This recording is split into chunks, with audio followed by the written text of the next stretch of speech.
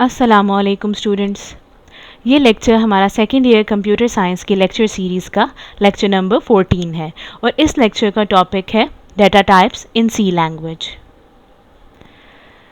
ये लेक्चर भी chapter number 9 elements of C language से लिया गया है। तो स्टूडेंट्स चलें देख लेते हैं कि लास्ट लेक्चर में आपने कौन से टॉपिक को पढ़ा था। तो स्टूडेंट्स लास्ट लेक्चर में हमने कांस्टेंट के बारे में पढ़ा था, कांस्टेंट की डिफरेंट टाइप्स पढ़ी थी कि कांस्टेंट्स कौन कौन सी टाइप के होते हैं सी लैंग्वेज में। न्यूमेरिक कांस्टेंट्स थे, कैरेक्टर कांस्टेंट्स हमने पढ़े थे, स्ट्रिंग कांस्टेंट्स को हमने स्टडी किया था। इसके बाद हमने ये भी देखा था कि कांस्टेंट्स को डिक्लेयर किस तरह किया जा सकता है। मुझे उम्मीद है कि आपने इस टॉपिक को बुक से थॉरली पढ़ लिया होगा। आज के इस लेक्चर में हम जो टॉपिक्स कवर करेंगे वो कौन कौन से होंगे। तो सबसे पहले हम देखेंगे कि डाटा टाइप क्या होती है। इसके बाद हमने डाटा टाइप की मुख्तलिफ कैटेगरीज़ को स्टडी करना है। फिर उसके बाद हमने वो तमाम डाटा टाइप स्टडी करनी है जो इंटीजर डाटा को स्टोर करने के लिए यूज़ होती हैं सी लैंग्वेज में। नेक्स्ट हम देखेंगे कि फ्लोटिंग पॉइंट डाटा को स्टोर करने के लिए सी लैंग्वेज हमें कौन कौन सी डाटा टाइप्स प्रोवाइड करता है। लास्ट में हम देखेंगे कि कैरेक्टर डाटा को हम किस तरह कौन सी डाटा टाइप यूज़ करते हुए स्टोर कर सकते हैं।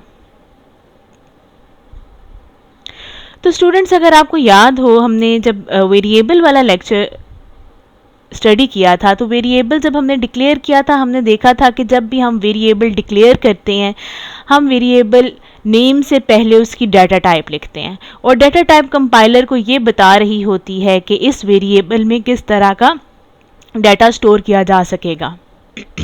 इसके अलावा डाटा टाइप से ही कंपाइलर को ये पता चलता है कि इस वेरिएबल के लिए कंपाइलर ने मेमोरी में कितनी जगह जो है वो एलोकेट करनी है, कितनी मेमोरी बाइट्स को एलोकेट करना है एक वेरिएबल के लिए कंपाइलर ने। वो सारा कुछ कंपाइलर को डाटा टाइप से पता चलता है। तो चलिए स्टूडेंट्स देख लेते हैं डाटा टाइप को किस तरह डिफाइन किया जा सकता है। Data type specifies type of data that can be stored in a variable. Data type हमें बता रही होती है कि एक वेरिएबल में किस तरह के डाटा को स्टोर किया जा सकता है। और दूसरा काम ये क्या करती है, it also defines set of operations on the data. Data type से ही पता चलता है कि वेरिएबल पर या डाटा पर किस तरह के ऑपरेशंस को परफॉर्म किया जा सकता है।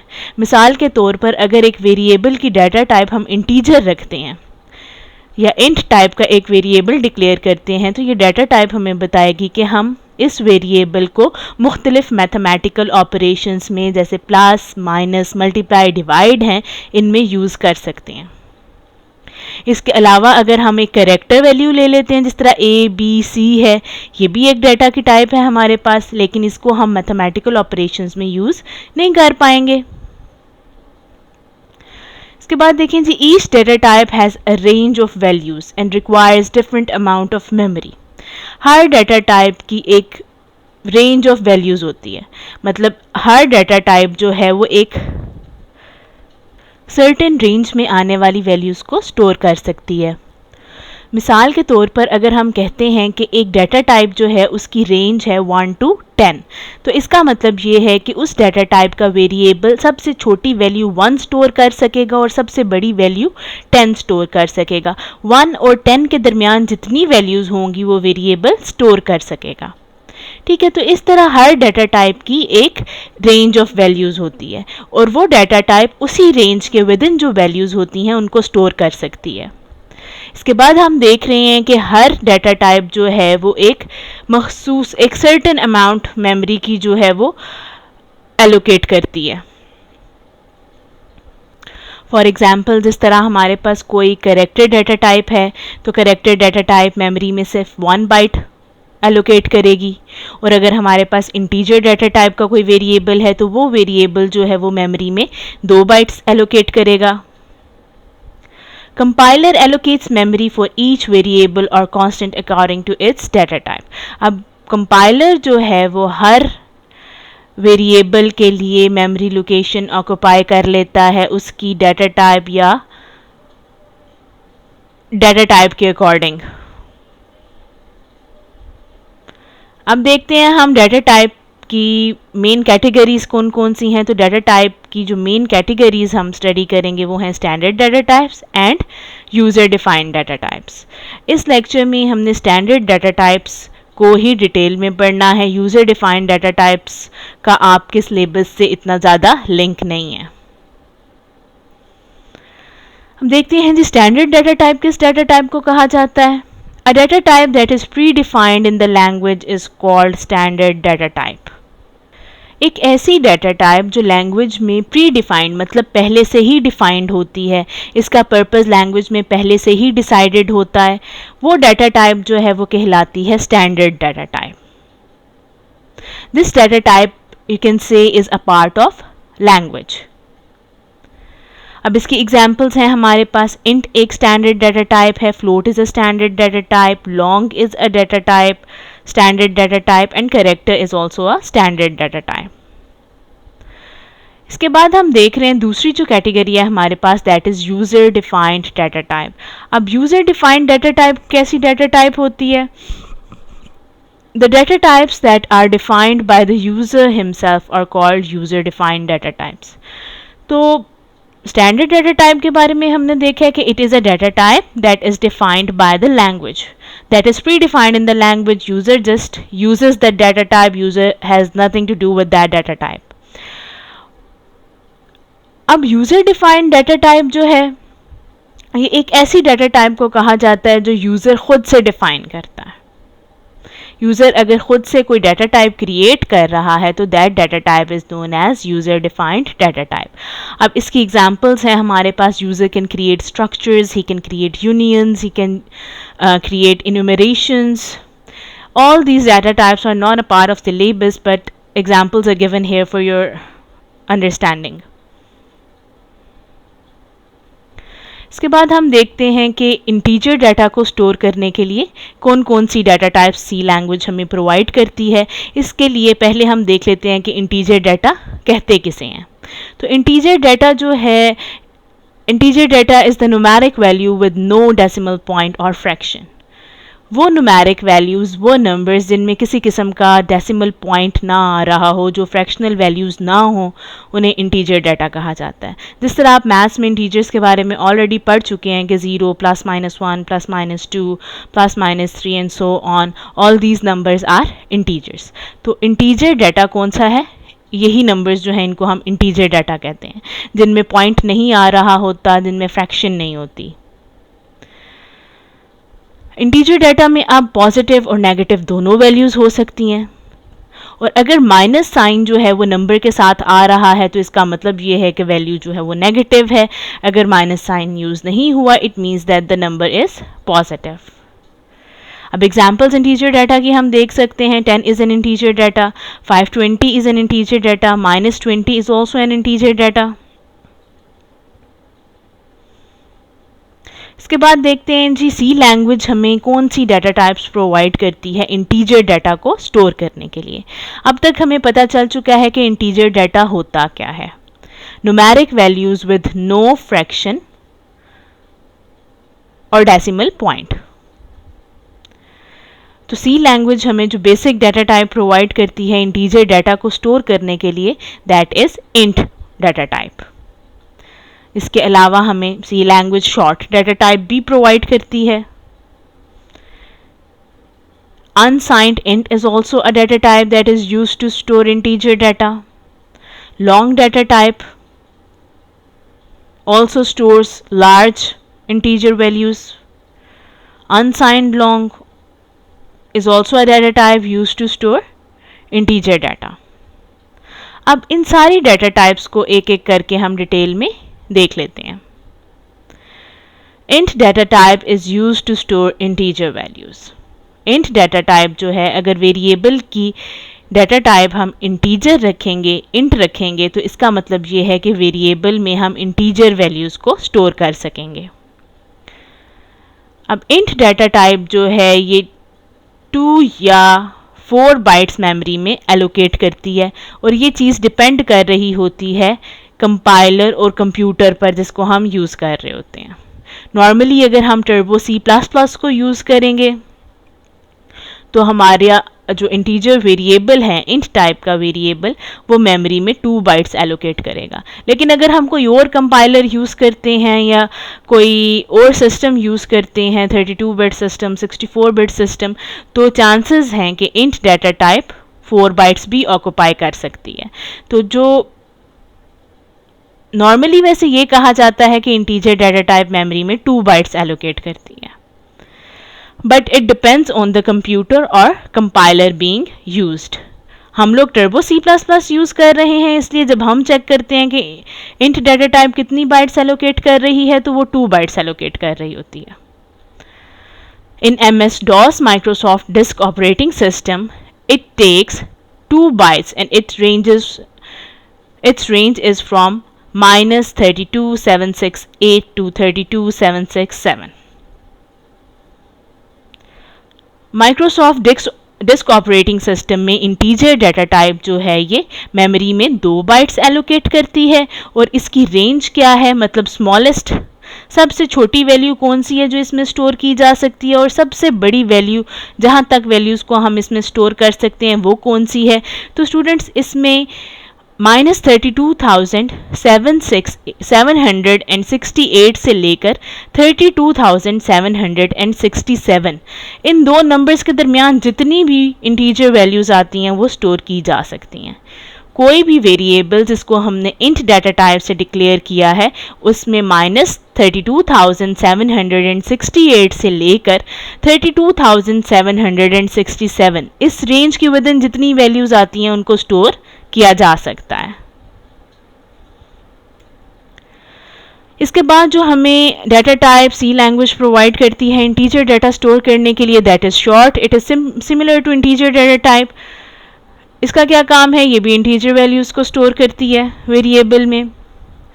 मेमोरी में ये 2 बाइट्स एलोकेट करती है। अब डिफरेंस क्या है इंट डाटा टाइप और शॉर्ट डाटा टाइप में? इंट डाटा टाइप में हमने पढ़ा है कि ये कितनी बाइट्स मेमोरी में एलोकेट करेगी, ये डिपेंड करेगा कंप्यूटर पर या कंपाइलर पर जो हम यूज़ कर रहे हैं। लेकिन अगर हम शॉर्ट डाटा टाइप का कोई वेरिएबल डिक्लेयर करते हैं तो वो हर केस में 2 बाइट्स ही मेमोरी में एलोकेट करेगा।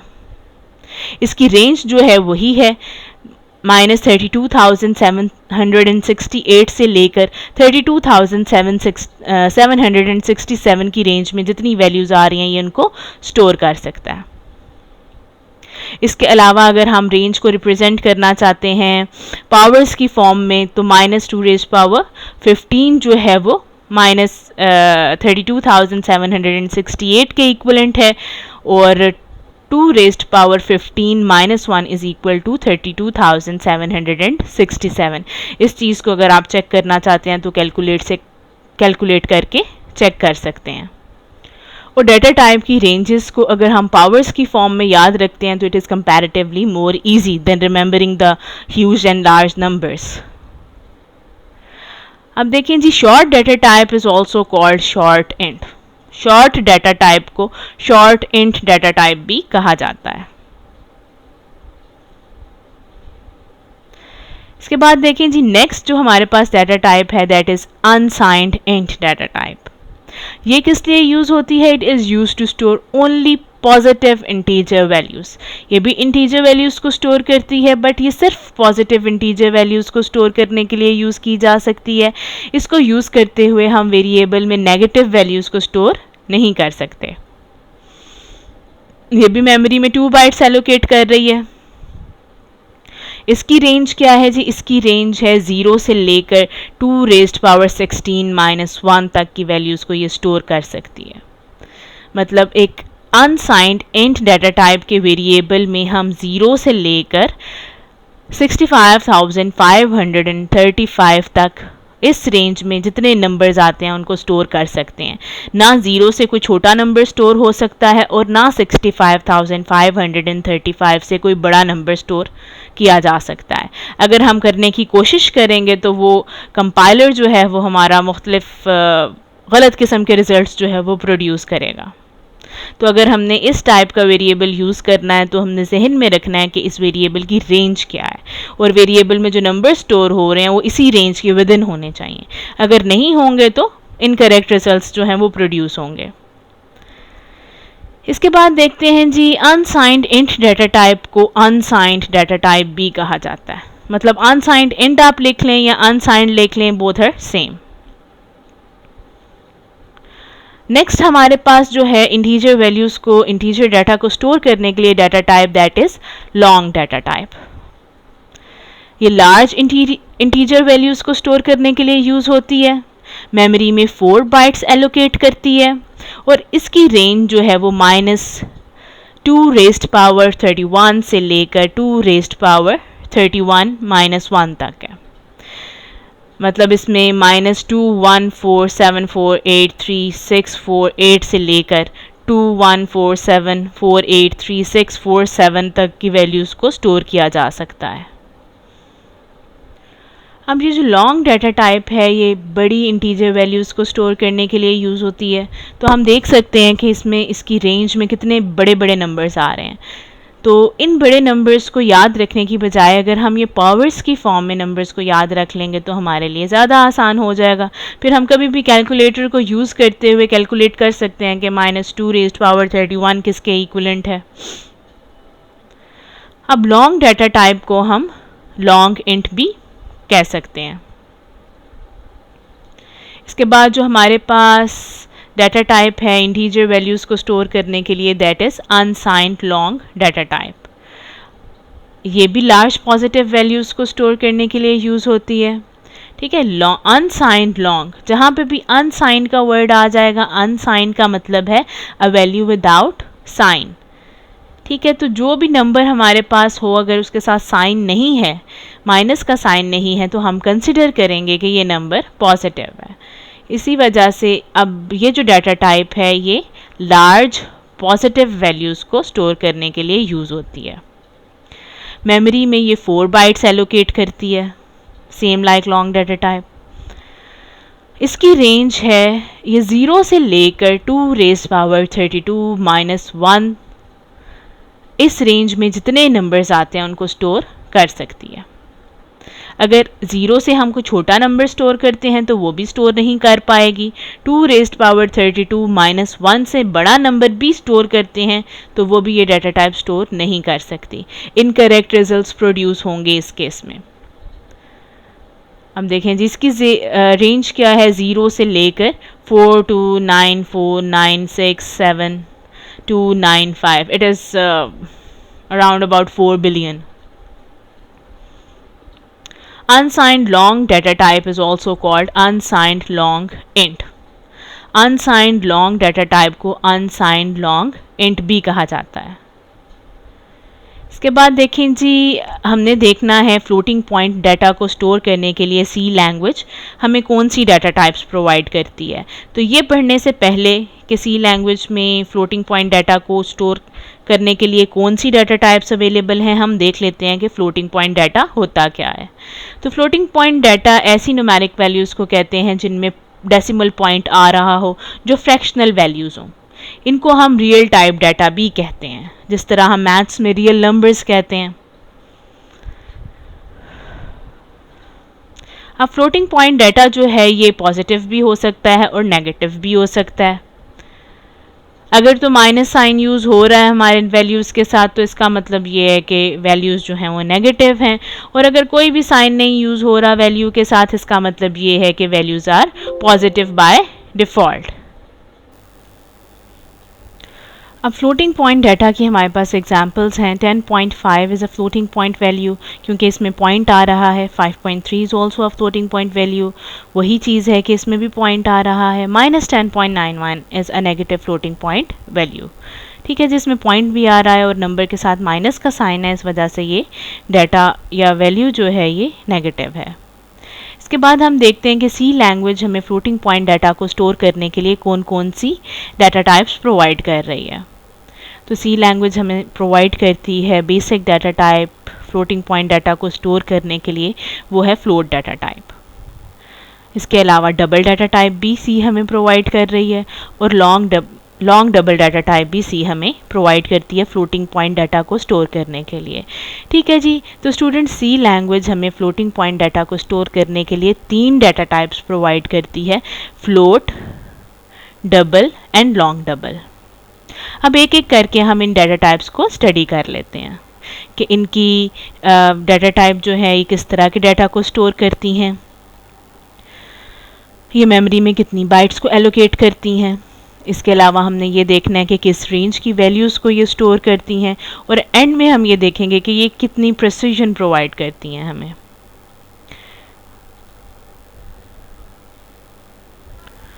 Float data type is use to store real values. तो float data type real values को, ऐसे नंबर्स को जिनमें पॉइंट आ रहा हो, फ्रैक्शनल वैल्यूज़ को स्टोर करने के लिए यूज़ होती है। मेमोरी में ये 4 बाइट्स एलोकेट करती है। अब स्टूडेंट्स, फ्लोट डाटा टाइप के वेरिएबल में नंबर्स जो हैं वो साइंटिफिक नोटेशन या एक्सपोनेंशियल नोटेशन आप कह सकते हैं, उस फॉर्म में स्टोर होते हैं। तो इसकी रेंज को भी एक्सपोनेंशियल या साइंटिफिक नोटेशन में ही रिप्रेजेंट किया जाता है। अब फ्लोट डाटा टाइप का जो वेरिएबल है वो 3.4 multiplied by 10 raise power minus 38 से लेकर 3.4 multiplied by 10 raise power plus 38 की रेंज में जितनी वैल्यूज़ आती हैं उनको स्टोर कर सकता है। ना 3.4 multiplied by 10 raise power minus 38 से छोटी वैल्यू को स्टोर कर सकता है, और ना ही 3.4 multiplied by 10 raised power plus 38 से किसी भी बड़ी वैल्यू को स्टोर कर सकता है। अगर हम इस रेंज से छोटी या बड़ी वैल्यू को स्टोर करेंगे तो इनकरेक्ट रिजल्ट्स जो हैं वो प्रोड्यूस होंगे। ठीक है, अब साइंटिफिक नोटेशन अगर आप रिवाइज करें तो आपने 7th 8th क्लास के मैथ्स में साइंटिफिक नोटेशन के बारे में पढ़ा हुआ है। साइंटिफिक नोटेशन किस लिए यूज़ होती है? लार्जर वैल्यूज़ को छोटी फॉर्म में रिप्रेजेंट करने के लिए, एक शॉर्ट हैंड नोटेशन के तौर पर यूज़ होती है।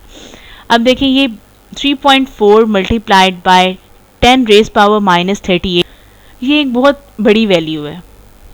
इसको अगर हम विदाउट साइंटिफिक नोटेशन लिखते हैं तो it consist of almost 39 digits, लेकिन जब अगर हमने इसको शॉर्ट फॉर्म में रिप्रेजेंट करना है तो हमने इसे साइंटिफिक नोटेशन की फॉर्म में रिप्रेजेंट कर दिया है।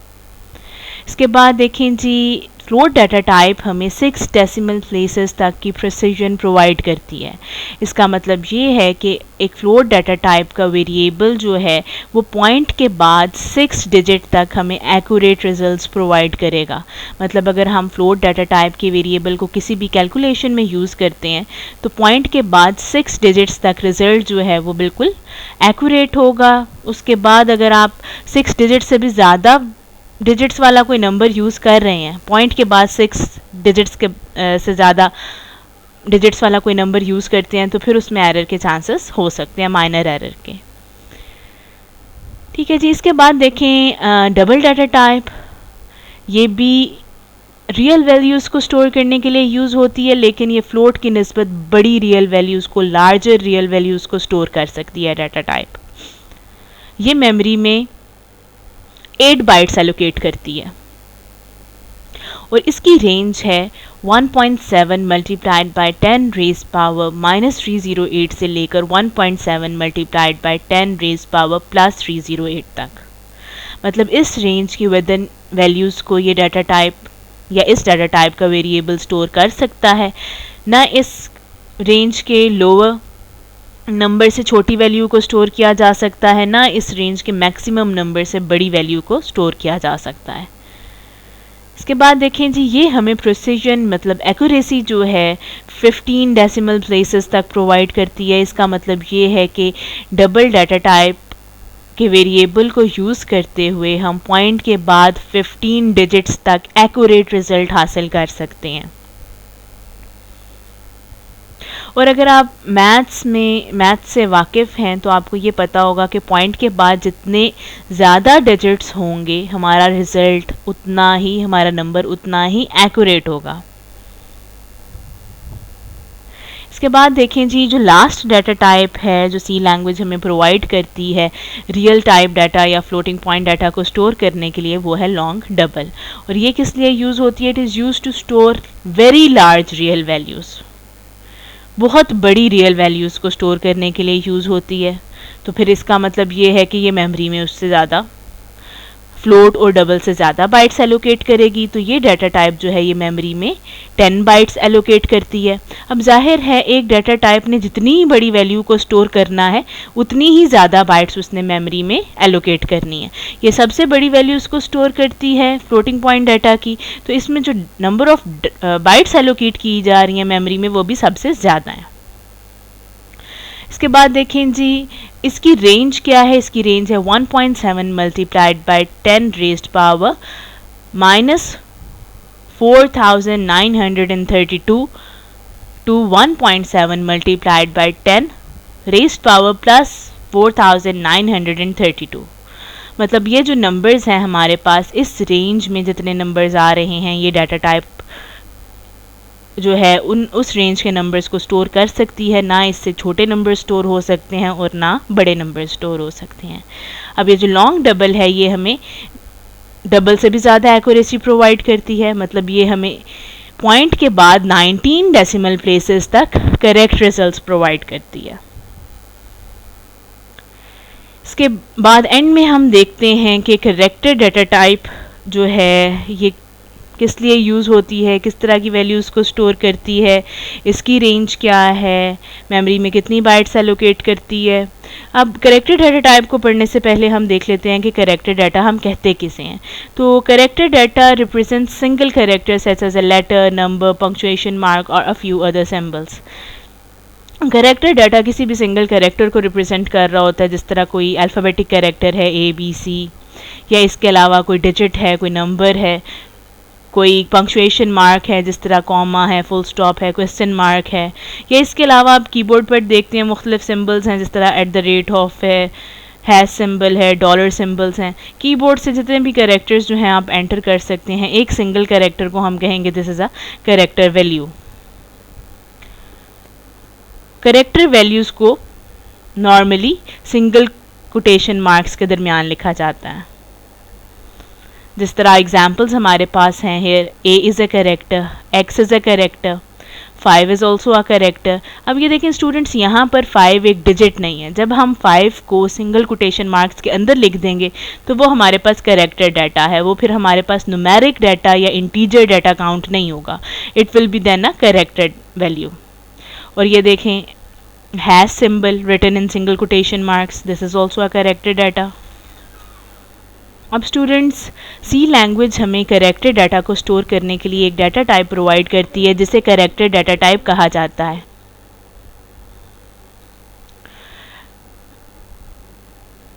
Char data type is used to store character values.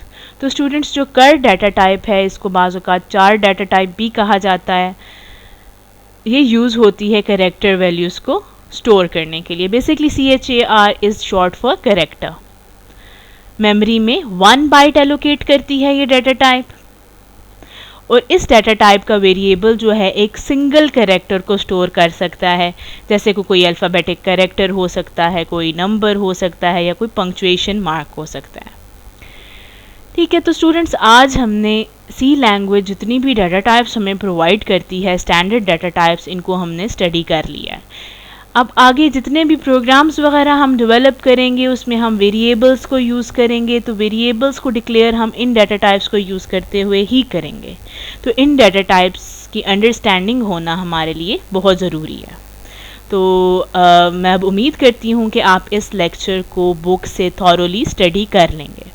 ये अभी मैंने आपको जो लेक्चर दिया है इसमें डाटा टाइप के हवाले से ही बात की है। जब आप इसको बुक से स्टडी करेंगे तो कुछ टॉपिक्स आपको इससे डिफरेंट लगेंगे, तो उन टॉपिक्स को आप पढ़ लीजिएगा। किसी टॉपिक में आपको प्रॉब्लम होती है तो वो इंशाल्लाह कमिंग लेक्चर्स में हम क्लियर कर लेंगे। तब तक के लिए अल्लाह हाफ़िज़, आपको नेक्स्ट लेक्चर के साथ मिलेंगे।